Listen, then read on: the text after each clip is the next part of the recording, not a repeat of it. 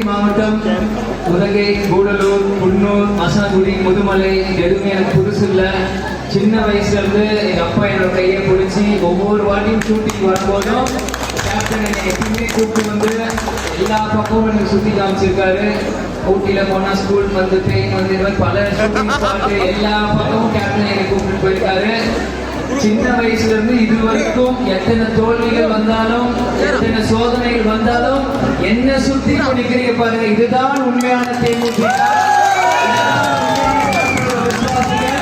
எனக்கு எல்லாரையுமே பரிச்சயமான முகங்கள் தான். கேப்டன் நம்மளை விட்டுட்டு போயிட்டாரு, நம்மளுக்கு யார் இருப்பான்னு ஒரு கடுகு அளவுக்கு சந்தேகம் கூட சொல்றாங்க. கேப்டன் என்னையும் சண்முகம் மண்ணியாரும் நீங்க விட்டுட்டு அவர் போயிட்டாருன்னா அவருக்கு சம்பாதிச்ச காசுக்கோ பணத்துக்கோ இல்லை, அவர் சம்பாதிச்ச தொண்டர்களும் ரசிகர்களுக்காக மட்டும்தான், உங்களுக்காக மட்டும்தான். நாங்க இன்னைக்கு இந்த விஜயபிரபாகரன் இளமையான வயசுலயே அரசியல் நோக்கி நான் வந்துட்டு இருக்கேன்னா, நான் எனக்கு தெரியும் ஒரு நாள் நான் வருவேன். ஆனா இவ்வளவு சீக்கிரம் வருவேன் எனக்கு தெரியாது. ஏன் இவ்வளவு சீக்கிரம் வந்தேன்னா, அந்த காலத்தில் கேப்டன் உடல்நிலை கொஞ்சம் பாதிப்பா இருந்த போது என் தொண்டர்கள் நம்பி உங்க தம்பியா நீங்க எல்லாருமே கூப்பிட்டீங்க. உங்க கூப்பிட்ட குரலுக்கு நான் ஓடி வந்தேன்.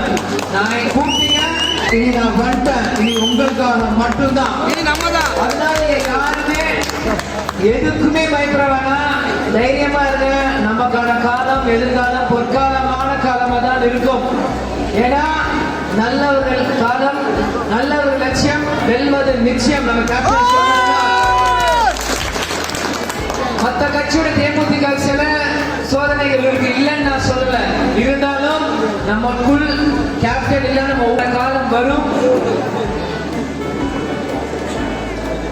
அதனால் நீங்க எல்லாருமே இந்த நேரத்தில் நம்ம எல்லாம் ஒன்றுபட்டோம். இன்னைக்கு விருதுநகர் பாத்தீங்கன்னா நான் போட்டிட்டேன்.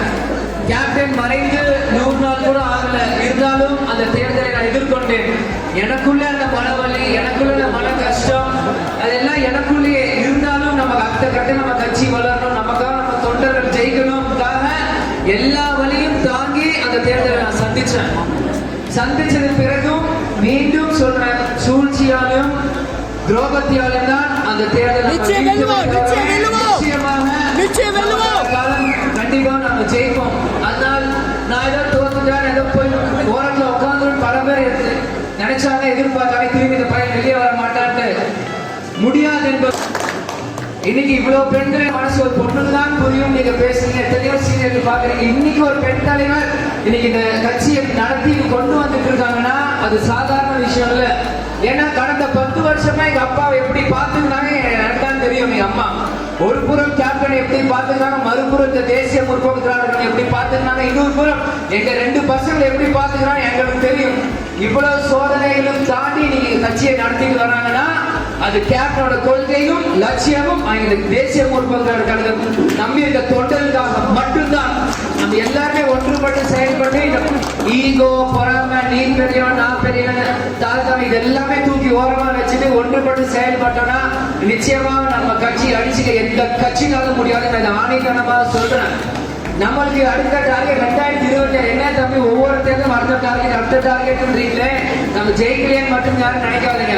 நீங்க எல்லாரும் வந்து தலைமை பல அட்வைஸ் கொடுக்குறீங்க. ஆனா நம்ம மாவட்டத்தில் என்ன நம்ம பண்றோம் முதல்ல நீங்க அங்க சிந்திக்க ஆரம்பிக்கணும்.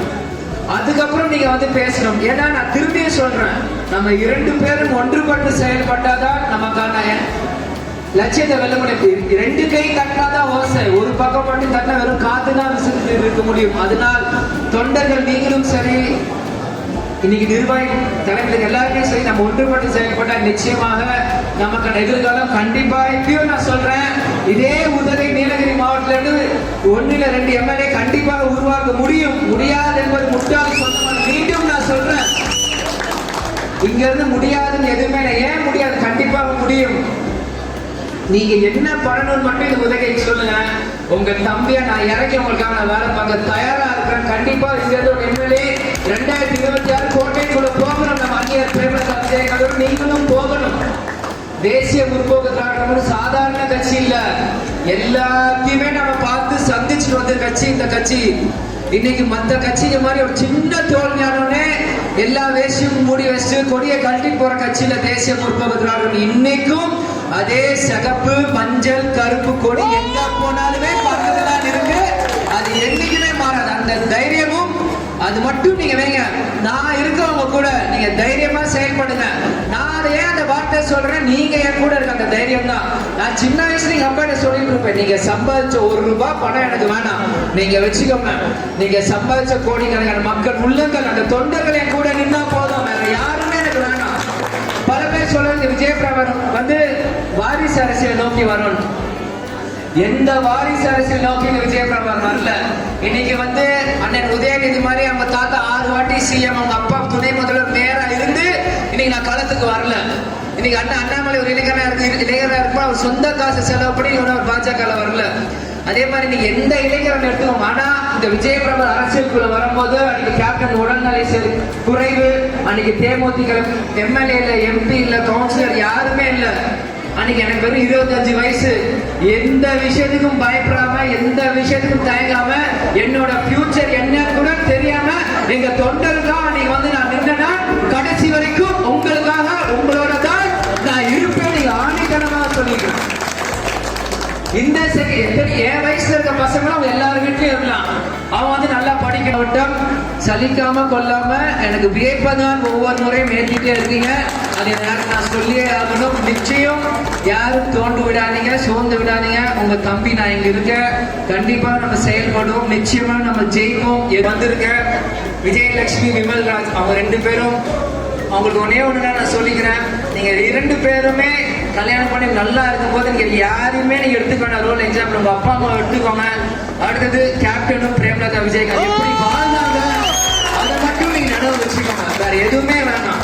மற்ற சினிமாக்கார கல்யாணம் பண்றோம், டைவர்ஸ் பண்றோம், அது அவங்க பர்சனல் லைஃப். அதுக்குள்ள அந்த அலங்கார இதுக்கு நம்ம போவேணாம். ஆனா ரியாலிட்டிக்குள்ள நம்ம வருவோம். நிச்சயமா நீங்க கேப்டன் எவ்வளவு பெரிய ஒரு சினிமா நடிகரா இருந்த போது எங்க அம்மா கல்யாணம் செஞ்சாங்க. இன்னைக்கு இந்த செகண்ட் கேப்டன், அந்த செகண்ட் அவர் உயிர் போற வரைக்கும் எங்க அம்மா கேப்டன் கை பிடிச்சதுதான். அந்த செகண்ட் வரைக்கும் கேப்டனை பார்த்துட்டு இருந்தாங்க. நிச்சயமாக அந்த மாதிரி நீங்க எல்லாருமே நீங்க 2 பேருமே வாழணும். இந்த மாதிரி நான் கேட்டுக்கிறேன், ஒரு பிரதரா நான் சொல்லிக்கிறேன்.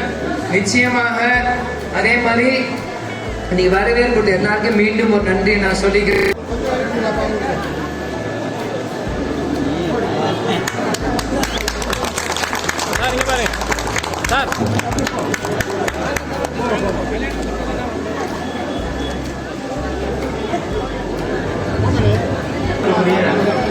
மரியாதைக்குரிய கேப்டன் அவருடைய முதல்வர் அன்பு சகோதரர் விஜயபிரபாகரன் அவர்களே, இங்கே மருந்திருக்கக்கூடிய மாவட்டங்களுடைய உங்கள் அனைவருக்கும் என்னுடைய அன்பான நன்றிகளையும் வணக்கங்களையும் வாழ்த்துக்களையும் தெரிவித்துக் கொண்டு இன்றைக்கு மனவிழா நடக்கூடிய இந்த ஜோடி சிறப்பான அழகான அமைதியான வளமான வாழ்க்கையை பெற வேண்டும் என்ற இறைவனை நான் கொண்டாடி வாழ்ந்த வாழ்க்கையை வாழ்த்து விடுகின்றேன்.